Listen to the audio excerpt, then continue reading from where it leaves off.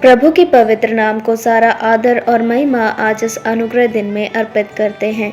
आप सभी प्रियजनों को प्रभु यीशु मसीह के नाम से मेरा स्नेह अभिवादन। लूका रचित सुसमाचार उसका 24वां अध्याय उसका 31वां वचन। तब उनकी आंखें खुल गई और उन्होंने उसे पहचान लिया और वह उनकी आंखों से छिप गया। अनुग्रहित वचन से आंखें खुल जाएं तो विषय लेते हुए आज का वचन मनन करने में प्रभु हमारी सहायता करने पाए। यरूशलेम से इमाउस नामक गांव तक की 3 घंटे की पद यात्रा में 2 जन के साथ यीशु मसीह के होने के बावजूद भी वे दोनों जन उन्हें पहचान नहीं पाए, क्योंकि उनकी आंखें बंद कर दी गई थी। रात के समय भोजन में जब प्रभु ने धन्यवाद करके उन्हें रोटी दी और उसे खाकर उनकी आंखें खुल गई और उन्होंने उसे पहचान लिया, ऐसा वचन में हम पढ़ते हैं। इसलिए प्रियो, जब हमारी आंखें खुल जाती हैं तो जो अद्भुत काम हमारे साथ होता है वो ये है कि हम प्रभु को पहचानने वाले बन जाएंगे।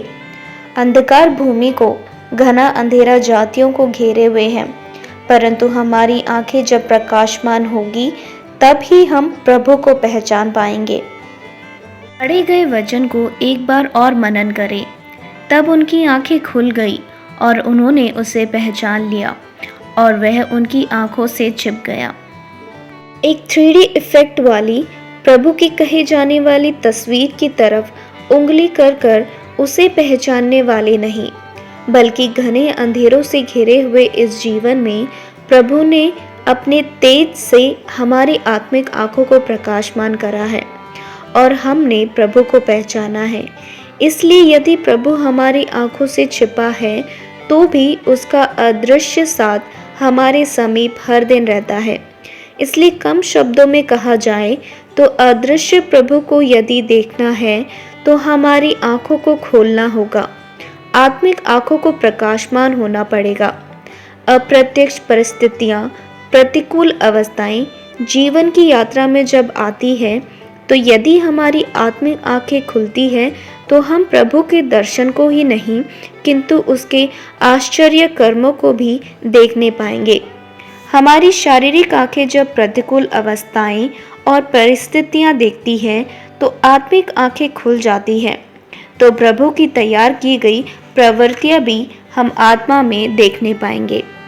दूसरे राजाओं की पुस्तक उसका 6वां अध्याय उसके 15वें वचन से जब हम आगे पढ़ते हैं। भोर को परमेश्वर के भक्त का टहलुआ उठा और निकलकर क्या देखता है कि घोड़े और रथों समेत एक दल नगर को घेरे हुए पड़ा है।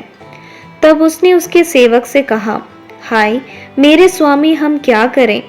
उसने कहा, मत डर, क्योंकि जो हमारी ओर है वह उनसे अधिक है जो उनकी ओर है।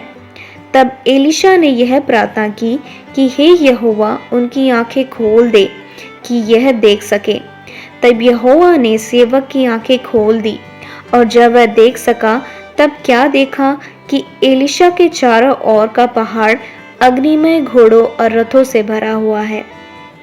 इसलिए प्रियो, यदि हमारी आंखें खुलें तो अदृश्य प्रभु को केवल हम देखते ही नहीं बल्कि उसकी कृपा को भी देखने पाएंगे।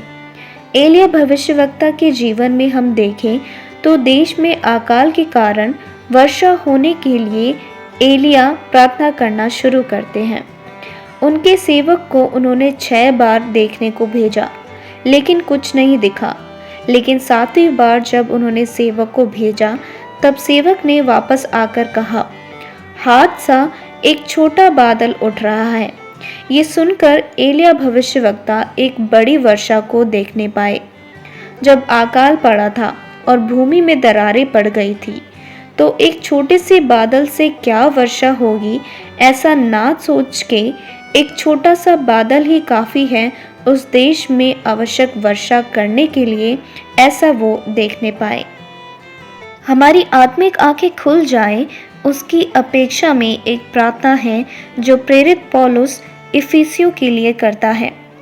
इफिसियों की पत्री उसका 1 अध्याय उसका 17वां 18वां वचन कि हमारे प्रभु यीशु मसीह का परमेश्वर जो महिमा का पिता है तुम्हें अपनी पहचान में ज्ञान और प्रकाश की आत्मा दे और तुम्हारी मन की आंखें ज्योतिर्मय हो।